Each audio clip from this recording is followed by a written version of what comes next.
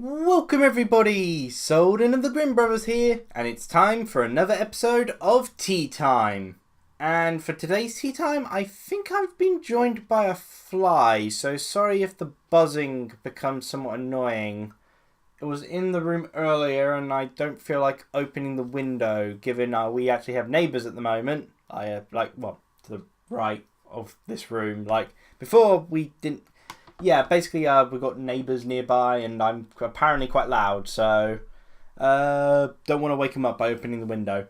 In any case, yeah, welcome to another episode of Tea Time. Today's tea is Spice Imperial. Yes, it's a tea I've already had before, but today is true madness, for I have added milk, and on the side of the box it clearly says, "This tea is best without milk."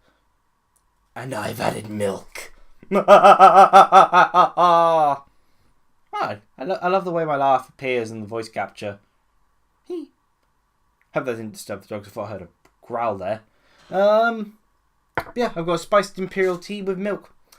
In any case, for today's episode of Tea Time, it's a bit random, as it were, which is kind of like a lot of my older Tea Times that I originally did, because the older Tea Times I originally did was to basically help fill in gaps until we could actually get episodes sorted, and eventually we came up with the 2-week break plan, which was a lot better. And this is kind of like trying to serve the same purpose. I like uploading, say, a mini or a tea time every week to break up the flow of a main series of episodes, for a good reason. I don't want to only have a single video game series playing for too long. It's better to vary up the content to drive more interest. Basically, I'm going to be working again soon with my casual labour contract. Sadly, not a new job, but hey, it was work. And so I'll be quite busy. So I'm preparing some tea times to help Rafi along, given he's the main editor now.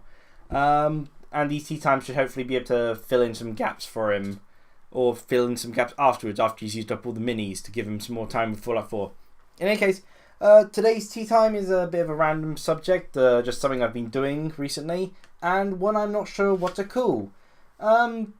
My first idea for the title was First PS Impressions. My second idea was Gravity Rushed Impressions, because it is kind of a rushed idea making this video. My other idea was, oh god, I hate this controller, please let it burn. I just despise the PS4 controller, why do you exist? What did I do to you?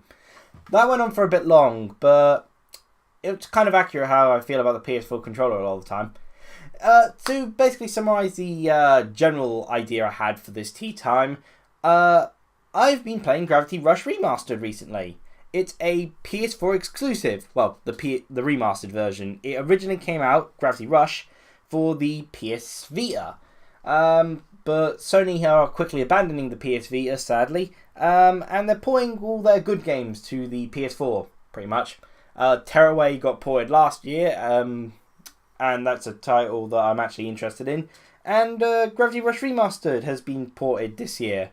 I picked it up, even though I didn't own a PS4 at the time, but I was originally planning on going to a brother's house to play it. But then Rafi ended up buying a PS4, which I bought for him because he forgot his wallet and he paid me back later. I've actually bought 2 PS4s, neither for myself. At least I got paid back for one of them. But yeah, so I've been playing Gravity Rush Remastered. And this marks my first time properly sitting down to experience the PS4. My other times with the PS4 have been in various game stores or market stores or, Argos and stuff like that. Just trying out the demos, basically. And briefly whilst around my brother's house. I think the longest amount of time I really had with PS4 was a couple hours playing Metal Gear Solid Ground Zeroes. And open world, open location stealth game seems to not be a good fit for me. I just end up meandering for way too long, and I'm more objective based in a sense, so I kind of want to have to accomplish something. That's me just closing the case. Yeah, Gravity Rush Remastered. The game itself is pretty cool. And I just figured that given that this is the first time I've properly sit down to play with a PS4 and play a PS4 exclusive game at that, I figured I should share my first impressions I've got so far. Well, it's kind of not really first impressions, but as in my first in-depth impressions. As you might have guessed from one of the title ideas, I despise the PS4 controller. Now, originally I had a disdain for the PS4 controller as my least favourite current gen controller, from the brief experiences I've had with it. But having actually used it sort of like for an extended period of time, as well as having used it with a game which utilises a lot of its unique features, I can truly say I absolutely despise the PS4 controller. It is too small and it is too light. And the small problem is not just a problem for trying to hold it in my hands, it's also a problem in the buttons are all scrunched together and the control stick's scrunched together, and the touchpad in particular is too close to everything. Like when I go to press the pause button, which is stupidly called options, I keep pressing the touchpad or swiping my hand against the touchpad, which in Gravity Rush Remastered causes me to dodge instead of pausing the game, obviously. And dodging into an enemy's attack is never a good idea when you're trying to pause. Admittedly, there's not many situations, unless I'm being cool for something, where I'm trying to pause in the middle of an enemy's attack, but you get the point. And it's just very awkward to try and press all these properly buttons. I'm not a big fan of the R2 or L2 triggers. R1 and R1 and L1 buttons are okay, but R2, L2 triggers, not a big fan of them. Ugh. And the control sticks I'm not a huge fan of. I like the idea behind them, but they're too small to properly sort of have my thumbs rest comfortably in them. Not quite like the Xbox One, which is much better at getting my thumbs to rest in them. And the bigger issue I've got, although this is one that perhaps is more to blame with my habit of playing with a Wii U gamepad, is how the PS4 controller does the gyro sensing. Now, gyro sensing is used quite a bit in Gravity Rush Remastered because it's actually used as aiming, in order to aim where you want to shoot Kat, the protagonist, with her gravity direction, and which sort of say, oh, I'm going to switch gravity, so I'm going to fall against this building here. And, you aim it in that direction. And so Kat will fall in that direction. She doesn't shoot forth per se, but that's probably the better term. She falls in direction. Gravity be damned. Hence Gravity Rush as a title. Kind of manipulate gravity in it. But with the Wii U gamepad and its gyro controls, which I use for games such as Project Zero or Splatoon, because it is a sort of screen that you can actually witness gameplay through, you tend to hold it facing you. So it's flat in your hands. With the screen in the front of the controller facing your face, or facing your general direction. With a PS4 controller, because of where the motion sensing all comes from that light bar thing, the gyro sensing, all comes from that weird light bar thing on the PS4 controller, which flashes and changes different colours every now and again. That you have to actually point at the screen for the gyro sensing. And that requires the face buttons, the face of the controller, to be aiming up at the ceiling, not to your face, not in your direction like the Wii U gamepad. So I am having insane difficulty adjusting to the difference in how to hold a Wii U gamepad and how to hold a PS4 controller.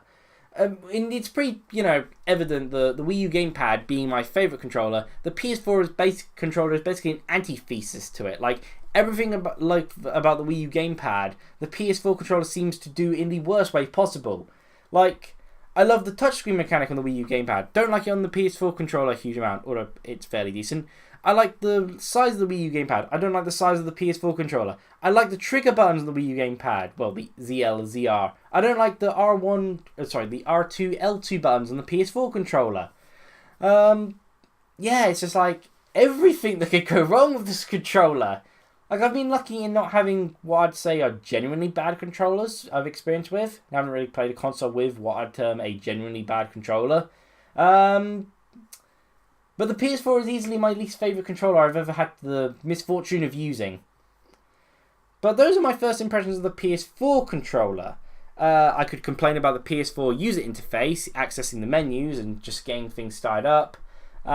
because there are plenty of complaints to have there. It's just not as nice and simple as the Wii U's. I will say it's looking a lot easier than the Xbox Ones at the moment, because Xbox One updated their dashboard, so it kind of sucks at the moment. To be fair to the Xbox One though, it's a lot more obvious how to actually turn off the system. The PS4 seems insistent that it goes into rest mode instead of actually turning it off. But yeah, the PS4, commenting my first impressions of the PS4, will just result in nothing complaints. I'm not a fan of the system or its controller. Gravity Rush Remastered, on the other hand, is a really good game. It has the slight niggle or two, I think part of it coming from the fact that it was originally a PS Vita game, but there's a lot of elements that I like to it. Like, for comparison, in terms of what it does, it's kind of like Radio the Sky Soldier, though I feel it does it a lot better. The controls just work a lot smoother. I kind of feel it would actually make more sense on a Wii or a Wii U in terms of, you know, what the game is trying to do. But at the same time, the sort of like extra control stick and the use of all the face buttons and R2 and L2 and all that are put to good use, and they make it a lot easier to control, along with the gyrosensor control being a very thrilling thing to do. Falling about and navigating through the world can be disorienting at times, but at the same time, it's quite easy to get your bearings together whilst falling and to actually go the direction you want. Combat is really awesome, like surprisingly awesome. You're slow as heck on ground, of course, but that's there as an option for when you've run out of your gravity meter, and it's really easy to actually keep your sort of bearings. The game usually requires an insane amount of precision for a lot of things, mainly in sort of like aiming where you want to go, because there's like so many small other objects here and there. For instance, you can end up on a lamppost, and you can gravity fall onto a lamppost, and you'll actually be attached to the lamppost. Problem is, why would you ever want to attach yourself to a lamppost? It's a tiny little object with not much really room to run around on. But with enemies, you kind of have like an auto target when you go to kick them using a gravity kick, which is basically a kick in midair. And that helps a lot, and it effectively is like a long-range Sonic the Hedgehog homing attack. And it's quite awesome. You can link the combos together pretty easily, and it's all pretty cool. Something the game does have as a flaw is more of a personal grievance, is that it opens up challenge missions which require skills that they haven't really taught you in the tutorials. I knew about them because I obviously messed around with the controls, but I didn't know how to use them properly. Luckily, they eventually did teach me how to use the ability to pick up objects, move with said objects, fly through the sky with said fall through the sky with said objects, and throw said objects, as well as teaching me how to slide for like long distances. And these features are actually really awesome. Sliding is so much fun as a method of navigating, and is going to help make those speed run challenges a lot easier now that I know there's like a quick slide mechanic in the game, which I didn't know about before. So I'm actually quite impressed that on one of the speed missions I managed to get a gold without knowing about slide mechanic and how it could be used. I thought it was an attack at first, because I would press it and Cat would do this like short slide thing and would, you know, like hit into a box and break said box. But no, it's actually a whole mechanic where you can just hold it down and continue to slide, which is going to be really cool. Cat as a protagonist is absolutely wonderful, and as the other characters so far introduced, I'm quite a fan of, I think his name's Sid, the police officer. He's pretty cool. It's funny, the game's got a very sort of French sort of style to it. I'm pretty sure what Cat's speaking and what a lot of the characters are saying when there is dialogue is French. There's no English dialogue, at least. It doesn't seem Japanese in terms of the dialogue, and it feels like there's like almost like there's a lot of elements that kind of come across as being French, but having the police officer be the first good person you meet is kind of hilarious in you know, France's tendency to revolt. Revolution is in their national anthem, quite evidently. So, yeah, I like the characters. I like the world. I like the main character and a couple of companion characters. There are some douches about, but in the game, but they, you know, the game makes it out that they are evidently supposed to be douches. I like the setting. I haven't explored too much of it yet because I've yet to move on to the new area. I feel the colours are a bit dull at the moment. I mean, it feels there's a great use of colours, but they're also quite dull tones so far. So I'm hoping that with the newer areas that I've just opened up, because I've only just gone to the point where I can open up new areas, I'm hoping these newer areas sort of bring a sort of more sharper shade. But again, this also could be the case that because it was originally a PS Vita game and it is a port, to be fair. Yeah, like I said, I like the gameplay mechanics, the design, and I just generally have good feelings of the game overall. Like, I have been getting frustrated with it, with the sort of like small niggles. Like I said about the mostly the challenge missions. Like the challenge missions, I didn't know a lot of the various skills because they didn't teach me them yet. I had to progress further in the story before I could be taught them.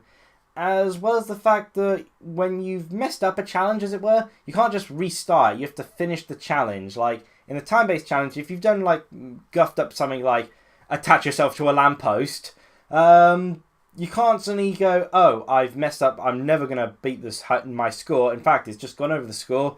I might as well restart. You can't do that. You have to just progress through the rest of it. And then restart once you've done it, which is annoying. There's a lot of like niggles to complain about, and I feel that another hindrance to my liking of the game is the PS4 system and controller, which was kind of the same case I had with Hatsune Miku Project Mirai DX, a game I absolutely loved to bits, but it's very hard for me to play the button mode because of how small the standard 3DS is. It cramps my hand after even just one or two, even after just sort of 15 minutes worth of gameplay time. My hands I wouldn't be able to sort of press the buttons anymore after that with the 3DS, because with the Hatsune Miku game, because you have to press the buttons so quickly, changing them up, and it's in a small sort of area, and it just too much for my hands to be able to do. So I feel that's going to hold Gravity Rush Remastered back, as probably any game I play on the PS4, but I do have high hopes for it because I have been having a great time with it, and I hope to continue having a great time with it. As I begin at least a couple weeks worth of solid work, Gravity Rush Remastered is going to be my game of choice to play when I get home and play within my free time. After all, the Saturdays or Sundays may end up being reserved for further recording, so, you know. But yeah, I just figured I'd share my first extensive impressions of the PS4 and the first game I decided to play extensively on it, that being Gravity Rush Remastered. Funny enough, the one other game I'm really wanting to play on the PS4, okay, there's a couple of which I'm interested in, is the other PS Vita port, Tearaway Unfolded. So it'll be interesting to see how that goes when I eventually get that. I've got so many games I want this year at the moment. I think I'll probably save that for next year. Yeah, those are my thoughts, and feel free to share yours. Oh, wait, I completely forgot about the tea. That's not like me. Spiced Imperial with milk. It's made a little bit warm at the moment, but let's give this a go.